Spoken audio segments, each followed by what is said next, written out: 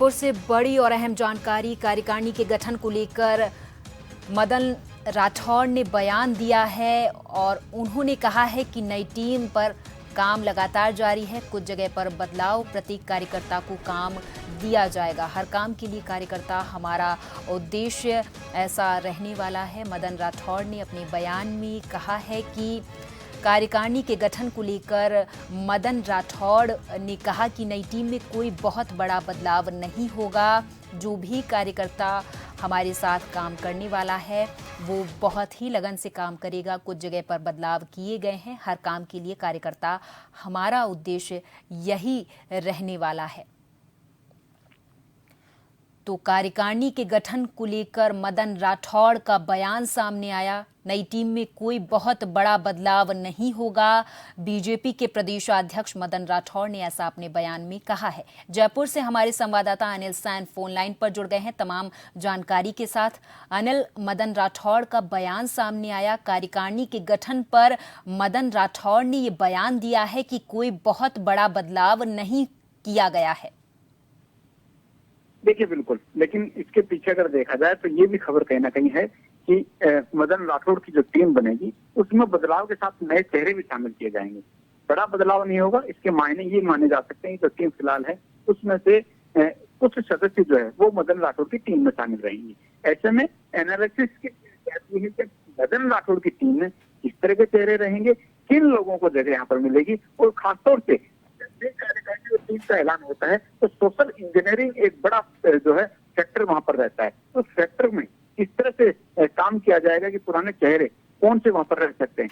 हमने देखा लगातार जब से मदन राठौड़ को राजस्थान भाजपा की कमान दी गई है उसके बाद से सियासी गलियारों में चर्चा चल रही थी कि मदन राठौड़ अब शायद अपनी नई टीम यहाँ पर बनाएंगे। अब नई टीम में किस तरह के चेहरे होंगे उसको लेकर चर्चाओं का जो विराम है वो कहीं ना कहीं मदन राठौड़ ने यहाँ पर लगाया है और ये स्पष्ट कर दिया है कि सक्रियता कहीं ना कहीं जो कार्यकर्ताओं की है वो संगठन में जगह देने का एक मापदंड भी यहाँ पर होगा।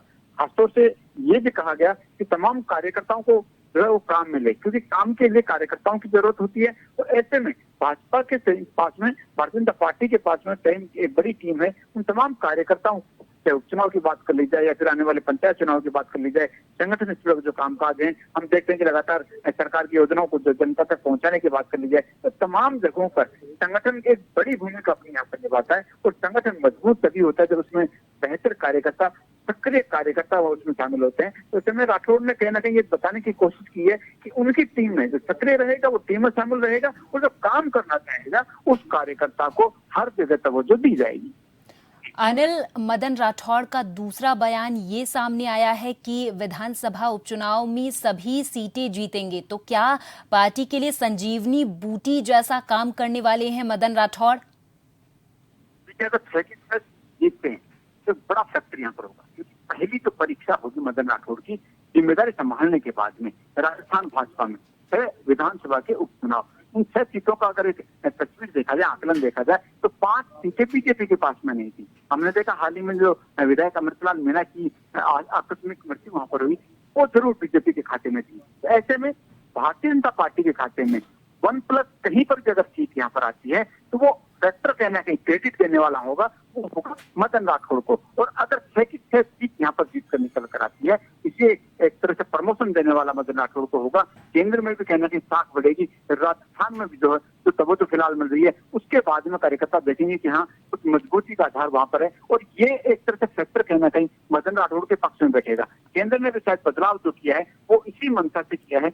लगातार जो संगठन कमजोर राजस्थान में हो रहा था उसको बदलाव के साथ कैसे मजबूती दिलाई जा सकती है। एक जमीनी कार्यकर्ता को जो जिम्मेदारी यहाँ पर दी गई है उसका फैक्टर तो जनता के बीच में काम करेगा, जनता के बीच में एक पॉजिटिव संजीवनी देने का काम करेगा। वो कहीं ना कहीं इन विधानसभा के उपचुनाव होंगे उसमें पहली परीक्षा इसकी कही जा सकती है। लेकिन ये जरूर है जिस तरह से दावा मदन राठौड़ ने किया है कि 6 की 6 सीटें वो जीतने वाले हैं, अगर ऐसा होता है जिस तरह से दावा किया गया है, ये कहा जा सकता है कि मदन राठौड़ का जो कद है वो इन नतीजों के बाद में अगर उनके पक्ष में आता है तो कहीं दिल्ली के अंदर और ज्यादा बढ़ने वाला। ठीक है, बहुत बहुत धन्यवाद अनिल इस पूरी जानकारी के लिए। तो मदन राठौड़ का एक के बाद एक बड़ा बयान सामने आ रहा। एक तरफ जहां उन्होंने विधानसभा उपचुनाव को लेकर कहा कि सभी सीटें जीतेंगे, तो वहीं दूसरी तरफ बांग्लादेश के मुद्दे पर भी उन्होंने अपनी बात रखी है।